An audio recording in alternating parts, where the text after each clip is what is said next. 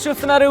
మాజీ ముఖ్యమంత్రి జగన్ కు బిగ్ షాక్ తగలనుందా అంటే అవుననే చర్చ జోరందుకుంటోంది. ఆంధ్రప్రదేశ్లో మద్యం కుంభకోణంపై సిట్ ఏర్పాటు చేసింది ఏపీ సర్కార్. సిట్ అధికారిగా విజయవాడ సిపి రాజశేఖర్ బాబుని నియమించింది. సభ్యులుగా SP Subbarayudu, ASP Srinivas, Sriharibabu, DSP Srinivas, సిఐలు శివాజీ, నాగ శ్రీనివాసులను నియమించింది.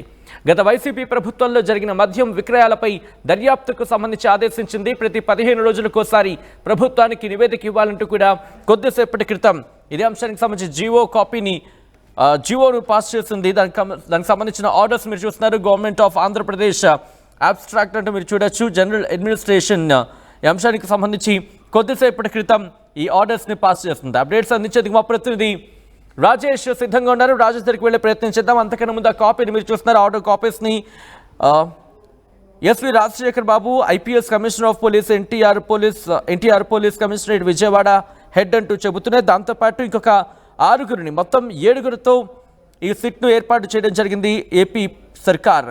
అక్టోబర్ 2019 నుంచి మార్చి 2024 వరకు కూడా ఆంధ్రప్రదేశ్ స్టేట్ బెవరేజెస్ కార్పొరేషన్ లిమిటెడ్లో ఈ అంశానికి సంబంధించి alleging irregularities and corruption in Andhra Pradesh state beverages corporation board ఏపీఎస్బిసిఎల్లో జరిగిన ఇర్రెగ్యులారిటీస్ కావచ్చు, లేకపోతే కరప్షన్ అంటే అవినీతికి సంబంధించి కావచ్చు, అక్రమాలు కావచ్చు, వీటికి సంబంధించి దర్యాప్తు చేయాలంటూ సిట్ను ఏర్పాటు చేసింది ఏపీ సర్కార్.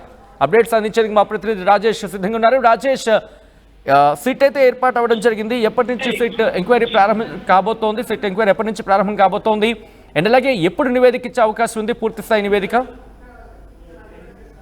అంటే దాదాపు ఒక నెల రోజుల సమయంలోనే సిట్ రిపోర్ట్ ఇచ్చే అవకాశం అయితే ఉంది సచిన్. ఎందుకంటే 2019లో వైసీపీ అధికారంలోకి వచ్చిన తర్వాత పూర్తిగా మద్యం దుకాణాలన్నీ కూడా ప్రభుత్వ ఆధ్వర్యంలోనే నిర్వహించారు. అప్పుడు నిర్వహించిన సమయంలో పూర్తిగా వాటికి సంబంధించిన సప్లైకి సంబంధించి కానీ, లేకపోతే అక్కడ ఉన్నటువంటి తీసుకున్నటువంటి వ్యవహారాన్ని అంతా కూడా కొంత కాన్స్పిరసీ జరిగిందనేది ప్రభుత్వం భావిస్తుంది. మద్యం వ్యవహారంలో వేల కోట్ల కుంభకోణం జరిగింది. అప్పుడు మద్యానికి సంబంధించిన బెవరేజ్ కార్పొరేషన్ ఉన్నటువంటి కమిషనర్ పనిచేసినటువంటి వాళ్ళు కానీ వీళ్ళంతా కూడా ప్రస్తుతం కేసులు ఎదుర్కొంటున్న నేపథ్యంలో పెద్ద ఎత్తున అవకాశం జరిగిన రాష్ట్ర ప్రభుత్వం భావిస్తుంది. దానిలో భాగంగానే ఒక సిట్టుని విజయవాడ పోలీస్ కమిషనర్ రాజశేఖర్ బాబు అధ్యక్షతన ఒక సిట్ అయితే ఏర్పాటు చేయడం జరిగింది. 2019 అక్టోబర్ నుండి 2024 మార్చి అంటే మొన్న ఎన్నికలు జరిగే నెల ముందు వరకు జరిగినటువంటి మద్యం కుంభకోణానికి సంబంధించిన ఏం జరిగింది ఆ అంశాల మీద వెలికి తీసేదానికి ఈ సిట్ అయితే పనిచేయబోతుంది. పూర్తిగా సిట్ అంటే ఇప్పుడు ఏర్పాటు చేశారు కాబట్టి రేపు లేదా ఎల్లుండి సిట్టు ఒకసారి సమావేశం అయ్యి ఏ విధంగా ముందుకు వెళ్లాలని దానికి సంబంధించిన కార్యాచరణ సిద్ధం చేసుకునే అవకాశం అయితే కనబడుతుంది. వాస్తవంగా ప్రభుత్వం సంబంధించిన వ్యవహారంలో ప్రభుత్వం మద్యం దుకాణాలు నిర్వహించడం ద్వారా పూర్తిగా పారదర్శకంగా జరుగుతున్నప్పుడు ప్రభుత్వం చెప్పింది. అంతేకాదు మద్య నిషేధానికి సంబంధించిన విషయంలో అది ఒక మొదటి అడుగుగా అప్పుడు అప్పటి వైసీపీ ప్రభుత్వం చెప్పింది. కానీ పూర్తిగా డిస్టిలరీకి సంబంధించిన లేకపోతే ఆ కంపెనీకి సంబంధించిన కూడా బ్రాండ్స్ అన్ని కూడా వాళ్ళకి కావాల్సిన వ్యక్తుల ద్వారా లేకపోతే బెదిరించి వాళ్ళ ద్వారా తీసుకున్నారు. తక్కువ ధర కొనుగోలు చేసి ఎక్కువ ధరకి ఇక్కడ అమ్మకాలు చేశారనేది ప్రధాన అభియోగాలు. అంతేకాదు వాటి మీద తనఖాలు పెట్టి అంటే రాష్ట్ర ప్రభుత్వం దానికి అప్పులు కూడా తీసుకొచ్చిందని ఆరోపణ ఉన్న నేపథ్యంలో అసలు ఏం జరిగిందని దానికి సంబంధించి ఇప్పుడు సిట్ ఏర్పాటు చేశారు. కాబట్టి సిట్టు మొత్తం పూర్తిసారి విచారణ చేసి ఒక రాష్ట్ర ప్రభుత్వానికి నివేదిక ఇవ్వబోదు. నివేదిక ఆధారంగా తర్వాత దీని మీద చర్యలు అయితే ఉండే అవకాశం కనబడుతుంది. ఎవరెవరు ఉన్నారో అప్పుడు ఎక్సైజ్ శాఖ మంత్రిగా పనిచేసిన వ్యక్తులు కానీ, కమిషనర్ గా చేసిన వ్యక్తులు కానీ, లేకపోతే పూర్తిగా అప్పట్లో ప్రధానంగా టీడీపీ చేసిన ఆరోపణ ఏంటంటే మద్యం దుకాణం నుంచి వస్తున్నంత డబ్బంతా కూడా తాడేపల్లి ప్యాలెస్ వెళ్తుంది.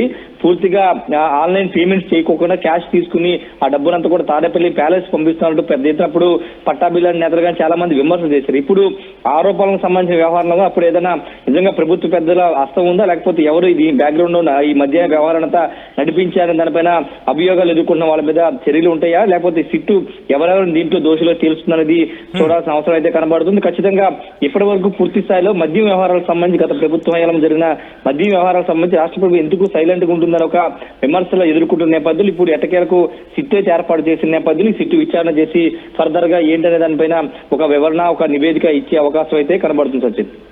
అయితే ఈ ఆరోపణలకు సంబంధించి ఆరోపణలు ఎప్పటి నుంచో మొదలవడం జరిగింది? మరి ముఖ్యంగా ఎప్పుడు ప్రభుత్వం చాలా సీరియస్గా ఈ అంశానికి సంబంధించి పర్యవేక్షించడం మొదలుపెట్టింది? అంటే కూటమి ప్రభుత్వం అధికారంలోకి వచ్చిన తర్వాత నుంచి ఈ మద్యం వ్యవహారాలకు సంబంధించి ఎక్సైజ్ శాఖలో జరిగిన వ్యవహారాలకు సంబంధించి కూడా మొత్తం ఫైల్స్ అన్ని కూడా తెప్పించుకోవడం జరిగింది. ఫైల్స్ మాయం చేయకోకుండా జాగ్రత్తలు కూడా తీసుకోవడం జరిగింది. అంటే ఫైల్స్ మాయం చేసే ప్రయత్నాలు కూడా జరిగినాయి. మధుసూదన్ సంబంధించినటువంటి అప్పుడు కమిషనర్ పనిచేసినటువంటి బేవరేజ్ కార్పొరేషన్ సంబంధించినటువంటి వ్యక్తి పరారైన సందర్భం చూసాం. ఇవన్నీ కూడా జరిగిన తర్వాత అప్పుడు పోలీసులు కూడా గాలింపులు కూడా చేశారు. తర్వాత ఫైల్స్ మాయం చేసే ప్రయత్నాలు కూడా జరిగాయి. కానీ పోలీసు మొత్తం రాష్ట్ర ప్రభుత్వం పూర్తిగా ఆ ఫైల్స్ అనేది కూడా స్వాధీనం చేసుకోవడం, పూర్తి విచారణ చేసిన నేపథ్యంలో ఇప్పుడు పూర్తి స్థాయిలో విచారణ జరగాలంటే, వాస్తవాలు వెలుగులోకి రావాలంటే ఒక సిట్ను ఏర్పాటు చేసి స్పెషల్ ఇన్వెస్టిగేషన్ టీమ్ ను ఏర్పాటు చేసి పూర్తి స్థాయిలో విచారణ జరిపిన తర్వాత వాస్తవాలు వెలుగులోకి వస్తాయని రాష్ట్ర ప్రభుత్వం భావిస్తుంది. కాబట్టి ఒక సిట్ను ఏర్పాటు చేయడం జరిగింది. ఈ సిట్ పూర్తి స్థాయిలో విచారణ జరిపి నివేదిక అయితే రాష్ట్ర ప్రభుత్వం ఇవ్వబోతుంది. రైట్ రాజేష్, మొత్తంగా అయితే మాత్రం ఆంధ్రప్రదేశ్ ప్రభుత్వం మద్యం కుంభకోణంపై సిట్ను ఏర్పాటు చేసింది. దానికి సంబంధించిన బిగ్ బ్రేకింగ్ న్యూస్ చూస్తున్నారు. సిట్ అధికారిక విజయవాడ సిపి రాజశేఖర్ బాబుని నియమించడం జరిగింది. సభ్యులుగా ఎస్పీ సుబ్బారాయుడు, ఏఎస్పీ శ్రీనివాస్, శ్రీహరి బాబుని నియమించింది ఆంధ్రప్రదేశ్ సర్కార్. డిఎస్పీ శ్రీనివాస్, సిఐలు శివాజీ, అలాగే నాగ శ్రీనివాస్ కూడా ఈ టీంలో ఉన్నారు. గత వైసీపీ ప్రభుత్వంలో జరిగిన మద్యం విక్రయాలపై దర్యాప్తు చేపట్టబోతోంది ఈ టీం. మరి ముఖ్యంగా స్పెషల్ ఇన్వెస్టిగేషన్ టీం ప్రతి 15 రోజులకోసారి ప్రభుత్వానికి నివేదిక ఇవ్వాలంటూ కూడా ప్రభుత్వం ఆదేశించింది. ఆర్టీవీ యాప్ వార్తల్ని క్షణాల్లో చదివే అవకాశం ఉంటుంది. ఒక న్యూస్ పేపర్, ఒక టెలివిజన్ ఛానల్ మీ చేతుల్లో ఎప్పుడూ ఉంటాయి.